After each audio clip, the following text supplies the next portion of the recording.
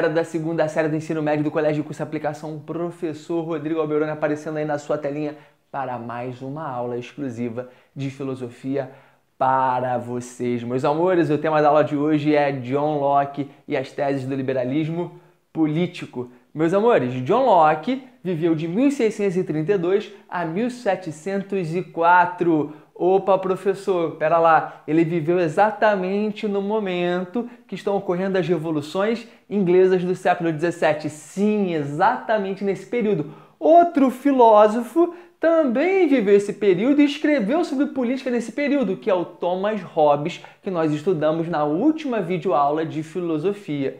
Então, será que Hobbes e Locke têm alguma coisa a ver entre eles? Sim e não também. Vamos entender agora quem é esse personagem, o John Locke, o Joãozinho Fechadura. Bacana, meus amores? Primeira coisa, quando eu falo do John Locke, ele vai para duas áreas diferentes da filosofia. Ele vai para a área da teoria do conhecimento e da teoria política. Beleza? Então, na sua obra, Ensaio acerca do entendimento humano, ele está falando sobre teoria do conhecimento, como o ser humano adquire e desenvolve o conhecimento. O John Locke, ele é contra o inatismo das ideias ou a teoria da reminiscência. Ele é contra o pensamento filosófico que defende que o homem já nasce com o conhecimento e vai relembrando ao longo da vida, ou que já nascemos com ideias pré-concebidas. Ele é contra isso. Locke diz que a nossa mente, a nossa cabeça é como uma tábula rasa, um livro em branco que será preenchido de acordo com as experiências que temos ao longo da vida. Porém, neném, o objetivo da nossa aula de hoje não é falar de teoria do conhecimento. A gente deixa isso para o terceiro ano, para a terceira série do ensino médio. Hoje nós vamos falar sobre a teoria política de John Locke e por que a sua teoria é tão importante até hoje.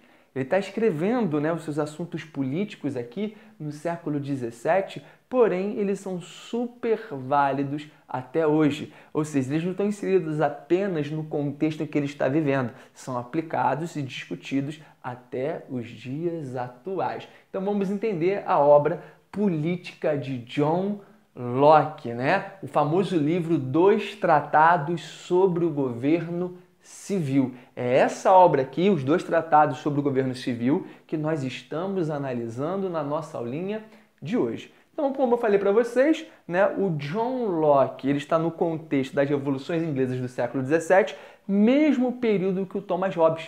E ambos são teóricos do contratualismo. Ambos vão falar sobre monarquia absolutista, porém de formas diferentes. Ambos falam da natureza humana, porém de formas diferentes também. Então eles estão abordando a tese do contratualismo, a questão da natureza humana e falando sobre monarquia absolutista. Porém, as coincidências acabam por aí, cessam por aí, porque a análise de ambos são completamente diferentes. Embora, quando você lê Locke, fala assim, Locke estava sacaneando, estava escrevendo direto ali contra o Hobbes. Ele queria bater no Hobbes. Não exatamente. O John Locke, quando escreve as suas obras, ele não está se baseando na leitura que ele fez de Hobbes para criticar Hobbes, até porque eles estão escrevendo num período de tempo muito próximo e a obra do Hobbes não fica famosa naquele momento. É posterior à fama do Leviatã. Então, quando você pega, por exemplo, esse livro que eu falei do John Locke, os dois tratados sobre o governo civil, você percebe muito mais uma crítica a teóricos da teoria do direito divino dos reis. Bacana? Então, vamos entender aqui o que eu estou falando. O Locke ele é um contratualista. A sociedade civil, para o Locke, nasce a partir de um contrato social entre os indivíduos e o Estado. E por que esse contrato social nasce, segundo Locke, para garantir os direitos naturais do homem? Direito à vida, à liberdade e à propriedade. Então é muito importante a gente entender o significado desses conceitos. Já já eu vou falar. Quando você olha, por exemplo, Hobbes, que nós já estudamos, o contrato social, para ele, surge para garantir a sobrevivência humana, porque Hobbes diz que o homem é o lobo do homem. Então, o homem deve abrir mão de suas liberdades em prol de um Estado forte que irá garantir a ordem. Olha a diferença. Para o Locke, o Estado surge para garantir a liberdade do homem. Então, eles pensam filosoficamente de forma diferente. Bacana? Inclusive sobre a natureza humana. Como é que é, galera, a natureza humana para Hobbes? Vocês lembram? Hobbes dizia o quê? Que o homem, ele é mau, ele é egoísta, movido pelo desejo e pela aversão, que quando dois homens disputam a mesma coisa, eles entram em guerra, um estado de guerra de todos contra todos. O Locke tem uma percepção da natureza humana completamente diferente. Para ele, o homem não nasce mal, não é egoísta, não entra num estado de guerra de todos contra todos. Para ele, todo homem no seu estado de natureza é livre, é igual, tem direito à propriedade do seu corpo e da sua ação. Bacana? Ou seja, o que eu estou mostrando para vocês aqui é que existe uma diferença no modo de se entender o estado de natureza humana entre Hobbes e Locke. E, portanto, as suas teses contratualistas são diferentes também. Então, vamos passar agora a caminhar para essa ideia da igualdade, da liberdade e da propriedade para John Locke, para podermos entender a sua defesa, a sua teoria política. Esse homem, segundo Locke, ele é movido pela razão. Isso diferencia o homem dos outros animais. Nós somos seres racionais. E como seres racionais, se nós queremos preservar a nossa igualdade, todos nascemos iguais, a nossa liberdade, a nossa propriedade, eu devo respeitar o outro. Ou seja, no estado de natureza, o ser humano, enquanto ser racional, ele sabe respeitar o outro porque ele também deseja ser respeitado. Se ele quer ter liberdade, ele deve defender a liberdade do outro também. Se ele quer ter propriedade daquilo que ele extrai da natureza, ele deve respeitar o que é propriedade do outro também. Então, para o Locke, no estado de natureza humana não é um estado de guerra, porque o ser humano é racional, ele não é irracional. Ele sabe respeitar os limites para garantir a liberdade, a vida e a propriedade do outro. Professor, mas não podem ocorrer transgressões? Claro que pode. Locke diz o seguinte, os homens são naturalmente iguais. Todos nascem iguais, com os mesmos direitos. E esse direito primordial está na questão da liberdade de ação. Porém, dentro desse estado de natureza, podem sim ocorrer transgressões. Indivíduos que passam do limite estabelecido pela lei da natureza. Indivíduos que vão romper com a liberdade ou com a vida ou com a propriedade de outra pessoa, de outro indivíduo. E que, portanto, esse transgressor da lei natural deveria ser punido por todos de acordo com o crime realizado pelo mesmo. Bacana? Então, Locke ele não nega a possibilidade de ocorrerem transgressões, mas ele diz que esse não é o padrão. Lembra? Para o Hobbes, o homem é mau, guerra de todos contra todos, o homem é o lobo do homem. Para o Locke, não. O homem é racional e entende os limites, porém, transgressões podem ocorrer e esse indivíduo deve ser punido. Bacana? Tá, professor. E a questão da propriedade? Eu consegui entender com você, professor, a questão da igualdade e da liberdade. Todos nascem iguais e todos têm direito à liberdade. E o que é essa questão da propriedade? Beleza, Locke diz que todos nós, somos indivíduos, ou seja, temos propriedade de nós mesmos. Ou seja, eu sou propriedade do Rodrigo, esse corpo é minha propriedade, não a sua propriedade. Ou seja, se eu quero que você respeite a minha propriedade, o meu corpo, a minha vida, eu devo respeitar a sua propriedade também. E aí, e a natureza, tio Alberoni? Relaxa, eu vou explicar. A natureza, segundo Locke, é um presente de Deus ao homem. Como assim, professor? Ele vai dizer que a água, as árvores, os animais, eles servem aos homens. Elas existem em abundância para que nós, seres humanos, a gente possa o quê? Utilizar dessa natureza em nosso favor. quando eu trabalho nessa natureza que pertence a todos, porque todos são iguais e, portanto, o que tem na natureza é de todos. Então, se eu trabalho nessa natureza, eu faço um esforço físico, subo numa árvore e pego o fruto que pertence a todos. Quando eu pego aquele fruto que está no alto da árvore, ela pertence a todos. Mas a partir do momento que eu, através do meu esforço, do meu trabalho, fui lá e peguei aquele fruto, agora ele é uma extensão do meu corpo. Ele é uma extensão da minha propriedade.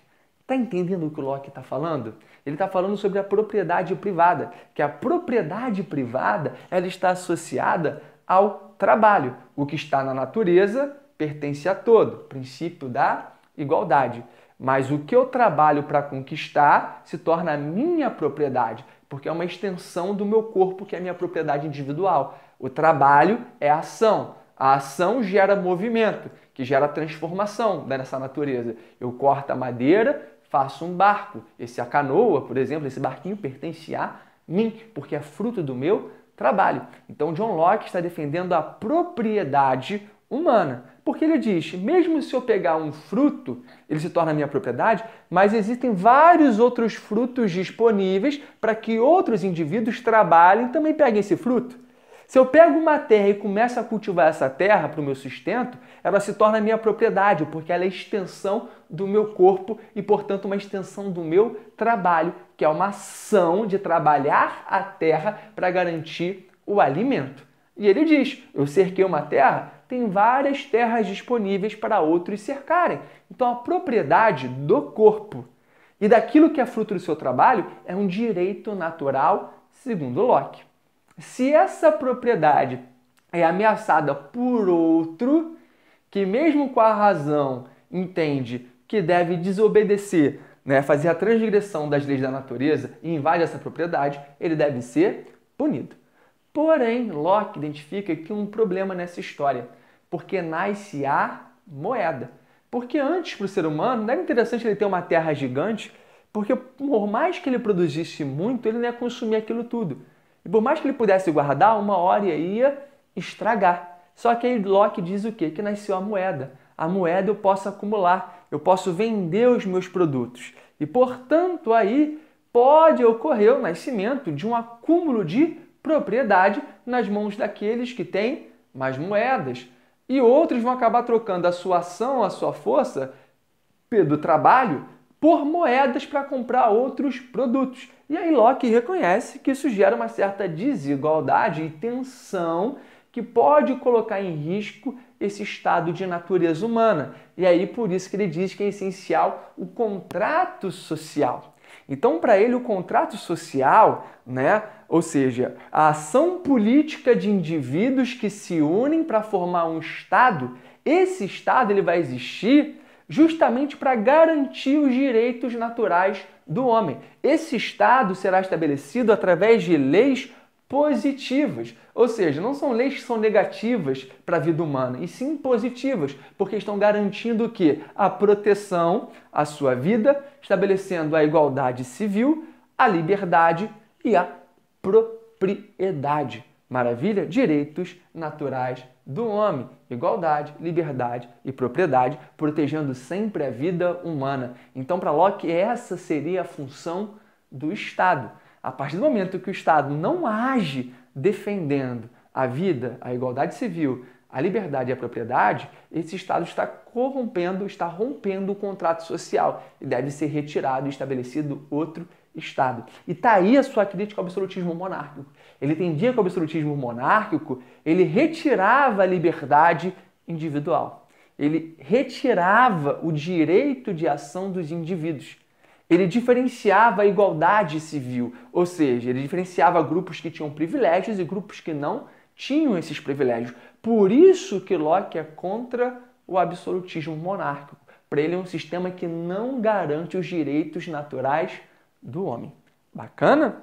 Locke defende a importância de um legislativo eleito pelo voto das pessoas que vão legislar, criando leis positivas que vão proteger os direitos naturais do homem. Bacana, meus amores? Esse conjunto de ideias que defende os direitos naturais do homem e uma ação mínima do Estado na interferência das liberdades individuais é o que nós chamamos de liberalismo político. Ou seja, a teoria política de Hobbes dá espaço ao nascimento do liberalismo político, que defende a mínima intervenção possível do Estado na vida das pessoas. As pessoas devem ser livres e o Estado deve garantir e proteger essa liberdade, garantindo igualdade civil e direito à propriedade. Legal, galera? Entenderam, menino John Locke, esse importante filósofo? Então, show de bola! Tranquilo? Nós fechamos aqui a minha explicação, fechei a explicação para vocês. Agora eu vou sair da frente do quadro, né? Você pausa o vídeo, copia esse conteúdo aí no seu caderno ou tira um print da tela, que é importante, para você poder estudar futuramente para as nossas provinhas. Valeu? Beijão, amo vocês e até a próxima. Tchau, tchau.